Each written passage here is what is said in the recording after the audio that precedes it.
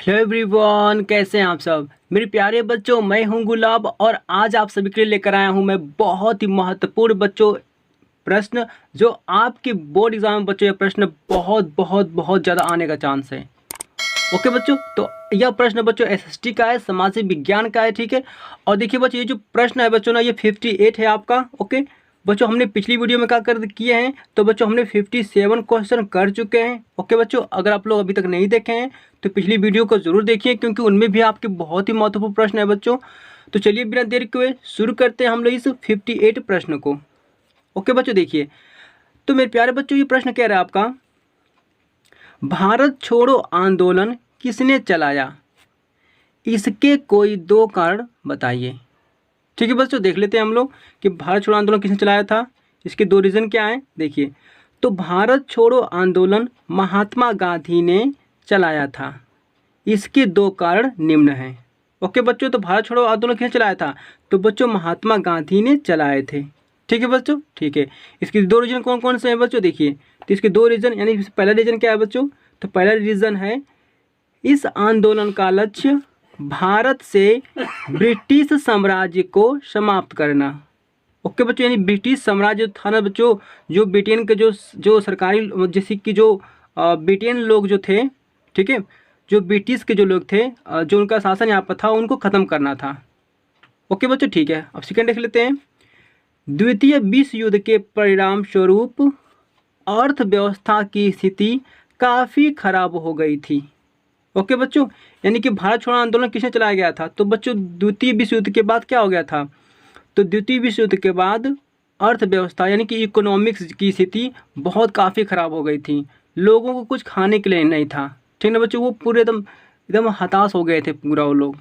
ठीक है, तो चलिए बच्चों, ये हम लोग का हो गया दो रीज़न। आज देखते हैं हम लोग 59 वाला क्वेश्चन को। ऊर्जा संसाधन से क्या आशय है, इन्हें कितने स्रोतों में वर्गीकृत किया गया है। ओके बच्चों, देख लेते हैं हम लोग कि ऊर्जा संसाधन क्या है और इसे कितने भागों में बांटा गया है। देख लीजिए बच्चों यहाँ पर इसका आंसर। देखिए बच्चों, जन संसाधनों का उपयोग ओके बच्चों, जिन संसाधनों का उपयोग उद्योगों को चलाने के लिए किया जाता है उन्हें ऊर्जा संसाधन कहते हैं। ओके बच्चों, यानी कि उद्योग, जैसे कि मान लीजिए बच्चों फैक्ट्री हो गई, उनको चलाने के लिए जिन ऊर्जा संसाधनों का प्रयोग करते हैं उन्हीं को ऊर्जा संसाधन कहते हैं। ठीक है बच्चों, ठीक है। आइए देखते हैं बच्चों इसका हम लोग निम्न प्रकार। पहला प्रकार क्या है बच्चों, ऊर्जा के परंपरागत साधन।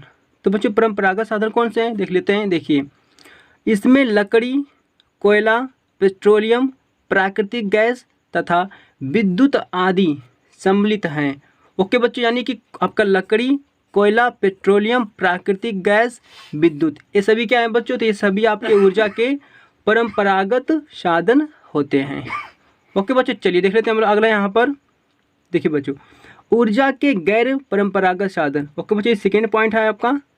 तो ऊर्जा के गैर परंपरागत साधन क्या है बच्चों, देखिए आइए, तो इसमें सौर ऊर्जा। ओके बच्चों, इसमें सौर ऊर्जा, पवन ऊर्जा, बायोगैस, भूतापीय ऊर्जा, ज्वारीय ऊर्जा और परमाणु ऊर्जा आदि सम्मिलित हैं। ओके बच्चों, गैर परंपरागत साधन ये सब होते हैं। तो बच्चों कभी कभी आपसे ऑप्शन में ऐसे पूछ देता है कि गैर परंपरागत साधनों के दो नाम लिखिए, दो गैर परंपरागत साधनों के नाम। तो बच्चों आपको पता होना चाहिए कि गैर परंपरागत साधन आपके सौर ऊर्जा, पवन ऊर्जा, बायोगैस, भूतापीय ऊर्जा, ज्वारीय ऊर्जा और परमाणु ऊर्जा आदि होते हैं। ओके बच्चों, तो ये हम लोग हो गए आपका ऊर्जा संसाधन के आशय क्या था, इसको दो भागों में बांटा गया था। ठीक है बच्चों, आइए देखते हैं हम नेक्स्ट प्रश्न को। 60वां प्रश्न क्या कर रहे हैं हम लोग का, हरित क्रांति किसे कहते हैं, हरित क्रांति की किन्हीं दो विशेषताओं का वर्णन कीजिए। देख लेते हैं बच्चों, हरित क्रांति किसे कहते हैं। आइए देखिए बच्चों, यहाँ पर कृषि उत्पादन में पौधे, यानी कि फसल की बात कर रहा है, पौधे में हो रही तीव्र वृद्धि को हरित क्रांति कहते हैं। ओके बच्चों, कृषि उत्पादन में पौधे में जो तीव्र वृद्धि हो रही है ना बच्चों, उसी को हरित क्रांति कहते हैं। ओके बच्चों, आगे देखते हैं यहाँ पर, हरित क्रांति की विशेषताएं निम्न हैं। इसमें से पहली विशेषता है बच्चों, अधिक उपज देने वाले बीजों का प्रयोग। ओके बच्चों, हम लोग उस बीजों का प्रयोग करते हैं जो बहुत ज़्यादा मतलब उपज देते हैं, जैसे कि उन गेहूं के बीजों को बोते हैं जो देखते हैं कि बहुत ही अच्छी बीज है गेहूं का और हम लोग को इससे अच्छा फल मिलेगा। ठीक है बच्चों, आगे देखते हैं। देखिए बच्चों, यहाँ पर सेकेंड आपका है रासायनिक उर्वरकों का उपयोग। ओके बच्चों, हम लोग क्या करते हैं, रासायनिक उर्वरकों का उपयोग करते हैं। ओके बच्चों, ये आपका सेकेंड हो गया आपका विशेषताएं। थर्ड क्या है बच्चों विशेषताएं, कीटनाशक दवाइयों का प्रयोग। ओके बच्चों, ये भी क्या है, ये भी एक हरित क्रांति की विशेषताएं हैं। ठीक है बच्चों, आइए देख लेते हैं हम लोग फोर्थ यहाँ पॉइंट, कृषि शोध एवं भूमि परीक्षण। देखिए बच्चों, यहाँ पर कृषि शोध एवं भूमि परीक्षण को बढ़ावा देना। ओके बच्चों, ये भी क्या है, ये भी कृषि उत्पादन के क्या है बच्चों आपके हरित क्रांति के बच्चों, यह भी क्या है, निम्न विशेषताएं हैं। ठीक है बच्चों, ठीक है। तो चलिए बच्चों, हम लोग देखते हैं अब यहाँ पर अगला प्रश्न। ठीक है, जो बच्चों 61वां आपका है, ये बच्चों बहुत ही इंपॉर्टेंट प्रश्न है। ठीक है ना, देख लेते हैं बच्चों। देखिए, प्रथम विश्व युद्ध में जर्मनी की पराजय क्यों हुई। ओके बच्चों, यानी कि फर्स्ट जो वर्ल्ड वार था उसमें जर्मनी की पराजय क्यों हुई। देख लेते हैं बच्चों हम लोग यहाँ पर। तो 1917 से लेकर 1918 तक जर्मनी में खाद्य पदार्थों की आपूर्ति बहुत कम हो गई थी। जर्मनी को भारी हताहतों ओके बस जर्मनी को भारी हताहतों का सामना करना पड़ा और युद्ध में गति खो दी। जर्मनी हताहतों में अपनी सेना के आधे से अधिक हार गया। ओके बच्चों, जर्मनी ने क्या किया, हताहतों में यानी कि बहुत ही दुविधा परेशानी में, उनको खाने के लिए कुछ नहीं था। ठीक है, तो उसमें क्या किया कि उन्होंने अपनी आधी सेना को हार गया और देख लेते हैं बच्चों यहाँ पर, और वापस धकेल दिया गया। इस प्रकार आसान हार का सामना करना पड़ा। ओके बच्चों, ये जर्मनी को, तो ये बच्चों था आपका प्रथम विश्व युद्ध में जर्मनी की पराजय क्यों हुई। ठीक है, अब देखते हैं बच्चों हमने यहाँ पर 62वां प्रश्न। ठीक है, देखिए बच्चों, ये कह रहा है आपका प्रश्न, लोकसभा का सदस्य निर्वाचित होने के लिए आवश्यक योग्यताएं हैं। ओके बच्चों, यानी कि लोकसभा का आप सदस्य कब हो सकते हैं। देखिए बच्चों, इसकी योग्यताएं क्या है।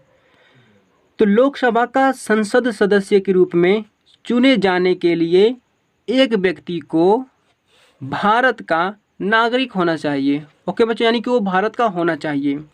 और देखिए बच्चों यहाँ पर लिखा आपका है, और राज्यसभा में चुने जाने के लिए उसकी आयु कम से कम कितनी होनी चाहिए बच्चों, 30 वर्ष होनी चाहिए उसकी उम्र कम से कम।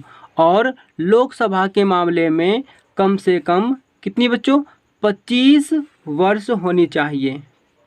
ओके बच्चों, देखिए बच्चों, राज्यसभा में चुने जाने के लिए 30 वर्ष होनी चाहिए और लोकसभा में चुने जाने के लिए कितने बच्चों, 25 वर्ष होनी चाहिए। अतिरिक्त योग्यताएं कानून द्वारा संसद निर्धारित किए जाए। ठीक है बच्चों, तो ये थे आपके लोकसभा का सदस्य निर्वाचित होने के लिए आवश्यक योग्यताएं। तो चलिए बच्चों, देख लेते हैं हम लोग यहाँ पर 63वां प्रश्न, ये भी बहुत ही इम्पोर्टेंट है आपका। देखिए, भारत में भूमि सुधार के 3 उद्देश्यों को बताइए। तो देखिए बच्चों, इसमें से आपका देखिए, तो भारत में भूमि सुधार के निम्नलिखित 3 उद्देश्य हैं बच्चों, कौन कौन से हैं। देखिए यहाँ पर फर्स्ट है आपका बच्चों भूमि सुधारना बच्चों, यानी भूमि को सुधारने के लिए 3 उद्देश्य बताना आपको है। देखिए बच्चों, जिसमें से पहला है बंजर भूमि को उपजाऊ बनाना। ओके बच्चों, सेकेंड हम लोग का है वृक्ष एवं वनस्पति रहित भूमि में वनीकरण करना। ओके बच्चों, अगला देख सकते हैं हम लोग तीसरा वाला, भूमि में जैव रासायनिक तत्वों के संतुलन को सही रखना। ओके बच्चों, अगला देख लेते हैं हम लोग यहाँ पर। देखिए, ये हो गया बच्चों हम लोग को 3 यहाँ पॉइंट जो बहुत ही इंपॉर्टेंट है बच्चों। भारत में भूमि सुधार के ये 3 आपके उद्देश्य बहुत ही इंपॉर्टेंट है। ठीक है बच्चों, चलिए अब हम लोग देख लेते हैं बच्चों यहाँ पर आपका 64वां प्रश्न। ये बहुत ही इंपॉर्टेंट है बच्चों, इसको मैं लिख सकता हूँ यहाँ पर मोस्ट IMP, क्योंकि बच्चों ये बोर्ड एग्जाम में बहुत आपको आता है। चलिए बच्चों, देख लेते हैं प्रश्न क्या कह रहा है आपका, बहुउद्देशीय नदी घाटी परियोजनाओं के 3 महत्व या 3 उद्देश्य बताइए। ओके बच्चे, बहुउद्देशीय नदी घाटी बच्चों, नदी घाटी मतलब इस बच्चे ये कह रहा है ना, बहुउद्देशीय मतलब कि जो नदियों पर जो बनाए जाते हैं बांध, डैम। ओके बच्चों, तो उसी को कह रहा है आपका कि जो नदियों पर जो बनाए जाते हैं बांध, उन परियोजनाओं के 3 महत्व बताने आपको है। ठीक है, उनसे क्या महत्व 3 है, क्या उसके उद्देश्य हैं। ठीक है बच्चों, ठीक है देख लेते हैं इसमें बच्चों, देख लेते हैं आंसर को। बच्चों पहला हम लोग का हेडिंग है मृदा संरक्षण यानी कि मृदा की बचाव। देख लेते बच्चों यहाँ पर देखिए, ये परियोजनाएं नदी के पानी की गति को धीमा करके मिट्टी का संरक्षण करती हैं। ओके बच्चों, सही बात है, क्योंकि बच्चों जब आपका पानी बच्चों बहना धीमे हो जाएगा तो मिट्टी का भी कटाव भी स्लो होगा बच्चों। ठीक है, यानी कि मिट्टी के कटाव क्या करती हैं, रोकती हैं ये आपकी परियोजनाएं। ओके बच्चों, बांध बना देगा तो पानी रुक ही जाएगा ना। ठीक है, तो ये बहुत हेल्प करता है। ठीक है ना, आगे देखते हैं बच्चों। सेकेंड पॉइंट क्या है बच्चों, बाढ़ नियंत्रण। बाढ़ नियंत्रण मतलब बच्चों बाढ़ का रुकावट। ठीक है ना, बाढ़ कंट्रोल। देखिए बच्चों यहाँ पर लिया आपका ये हेडिंग आपका, ठीक है ना, बाढ़ नियंत्रण। देख लेते हैं इसको थोड़ा सा। यह परियोजनाएं अपने जलाशय में अतिरिक्त पानी जमा करके बाढ़ को नियंत्रित करती है। सही बात है बच्चों, क्योंकि आपको बहुत तेज़ी से बाढ़ आ गया, आपके गांव में नदियां बहुत बढ़ गई हैं, तो बांध बनाकर पानी को रोक दिया जा सकता है दूसरे साइड। ठीक है बच्चों, जहाँ पर पानी की बहुत ही कम, जैसे कि जहाँ पानी जैसे कि बहुत ज़्यादा हो गया वहाँ से तो पानी आने के लिए बहुत कम, मतलब ठीक है बच्चों, तो पानी जैसे कि ज़्यादा ना आ पाए। ठीक है, यानी कि पानी बहुत ही कम आ पाए। ठीक है बच्चों, पानी का कंट्रोल करना। आज देखते हैं बच्चों यहाँ पर तीसरा पॉइंट क्या आपका है, विद्युत ऊर्जा का उत्पादन। ओके बच्चों, इस परियोजनाओं से क्या होता है बेटा, विद्युत ऊर्जा का भी उत्पादन होता है, यानी कि इलेक्ट्रिक का भी ऊर्जा, मतलब इलेक्ट्रिक उत्पन्न करते हैं बच्चों। ठीक है, देखिए यहाँ पर तो बच्चों थोड़ा पढ़ लेते हैं हम लोग यहाँ पर। वर्ष 2005 से 2006 से, ओके बच्चों 2005 और 6 के बीच में से आर्थिक सर्वेक्षण के अनुसार इन परियोजनाओं से 30,000 मेगावाट विद्युत का उत्पादन हुआ है। ओके बच्चों, 2005 से लेकर 2006 के बीच में कितना उत्पन्न हुआ है बच्चों आपका यहाँ पर विद्युत में का, तो 30,000 मेगावाट विद्युत का उत्पादन हुआ है। बच्चों आगे देख लेते हैं हम लोग यहाँ पर। भारत इस माध्यम से अपनी ऊर्जा आवश्यकताओं का 22% भाग प्राप्त करता है। ठीक है बच्चों, तो ये था आपका बहुउद्देशीय नदी घाटी परियोजना के 3 महत्व और 3 उद्देश्य। ठीक है बच्चों, ठीक है, अगला देख लेते हैं प्रश्न हम लोग अब 65 प्रश्न बच्चों। सौर ऊर्जा क्या है, इसकी 3 विशेषताएं लिखिए। ओके बच्चों, तो आपको 3 विशेषताएं बतानी है सौर ऊर्जा की। देखिए बच्चों, इसका सही आंसर आपका आ जाएगा बच्चों, यहाँ पर आंसर देख लीजिए। सूर्य से प्राप्त ऊर्जा सौर ऊर्जा कहलाती है। ओके बच्चों, जो सूर्य से प्राप्त ऊर्जा होती है ना, जो सन से, ओके बच्चों, तो जो सूर्य से प्राप्त ऊर्जा होती है उसे हम लोग सौर ऊर्जा कहते हैं। ओके, आज देखते हैं बच्चों इसकी 2 विशेषताएं कौन कौन सी है। ओके बच्चों, 3 विशेषताएं क्या है बच्चों, 3 विशेषताएं देख लेते हैं। देखिए, तो सौर ऊर्जा मुक्त का उपहार है। ओके बच्चों, सेकंड देख लेते हैं, यह प्रदूषण नहीं फैलाता। जाहिर सी बात तो बच्चों कि ये प्रदूषण नहीं फैलाता है। ठीक है, तीसरा पॉइंट क्या है बच्चों, यह ऊर्जा का गैर परंपरागत साधन है। ओके बच्चों, हम बताया था आपको ना कि ये ऊर्जा गैर परंपरागत है, जैसे कि आपका इसमें था ना बच्चों, सौर ऊर्जा, पवन ऊर्जा, बायोगैस, भूतापी ऊर्जा। अच्छा, ये सभी क्या थे, सभी बच्चों गैर परंपरागत साधन थे, जिसमें से एक ये भी है सौर ऊर्जा। आज देख लेते बच्चों यहाँ पर 6वां प्रश्न को। देखिए, प्रथम विश्व युद्ध का भारतीय समाज व अर्थव्यवस्था पर क्या प्रभाव पड़ा। तो देख लेते हैं बच्चों इसका आंसर। प्रथम विश्व युद्ध का भारतीय समाज व अर्थव्यवस्था पर निम्न प्रभाव पड़ा। इसमें से बच्चों पहला जो है ना, देखिए, इस विश्व युद्ध ने एक नई आर्थिक और राजनीतिक स्थिति पैदा कर दी। ओके बच्चों, ये एक नई आर्थिक और राजनीतिक स्थिति पैदा कर दी प्रथम विश्व युद्ध। ठीक है बच्चों, देख लेते हैं अब सेकेंड पॉइंट क्या कह रहा है। वर्ष 1913 से 1918 के बीच कीमतें दोगुनी हो चुकी थीं। ओके बच्चों, यानी कीमतें क्या हो गई बच्चों, दोगुनी हो चुकी थीं सामानों की, जिसके कारण लोगों की मुश्किलें बढ़ गई थीं। ओके बच्चों, आगे देख लेते हैं हम लोग यहाँ पर अब तीसरा पॉइंट, गांव में युवाओं को जबरन। ओके बच्चों, गांव में जो रहते थे ना युवा, जो लोग रहते थे, जो जवान लड़के जो रहते थे, जबरन पुलिस में भर्ती किया गया, जिसके कारण ग्रामीण इलाकों में व्यापक गुस्सा था। ओके बच्चों, गांव के लोग बहुत गुस्सा करते थे लोग मतलब कि सरकार उनको लेके जाती थी पुलिस बनाने के लिए, तो ठीक है, भर्ती कराने के लिए, आर्मी पुलिस में सबको भर्ती कराने के लिए गांव से लोगों को पकड़ पकड़ कर। तो गांव के लोग क्या थे, बहुत ही गुस्सा थे। ठीक है बच्चों, ठीक है।